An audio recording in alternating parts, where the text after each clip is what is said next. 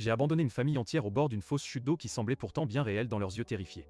J'avais 17 ans et travaillais comme employé de terrain dans un parc d'attractions bondé à l'époque. Mon job consistait principalement à gérer le parcours en bûche avec sa grande descente vertigineuse qui effrayait les plus jeunes mais excitait les adultes. Ce jour-là, la direction a décidé de fermer tôt pour que je puisse aller à une fête d'anniversaire importante chez un ami. Dans ma précipitation et mon excitation, j'ai coupé les pompes hydrauliques sans prendre le temps de vérifier si tout le monde avait bien quitté la zone dangereuse du circuit.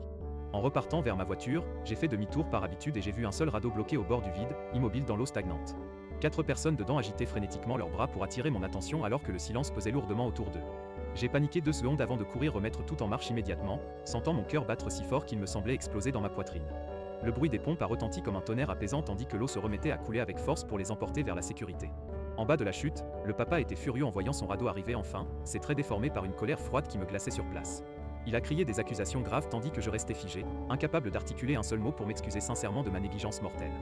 Heureusement, les enfants ont trouvé ça génial et riaient encore en sortant du radeau, ignorant totalement le danger qu'ils avaient couru par ma faute inacceptable.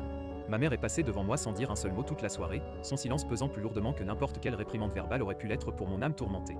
Je me suis senti coupable presque avoir causé une tragédie familiale par simple étourderie et manque de professionnalisme absolu dans mes fonctions quotidiennes.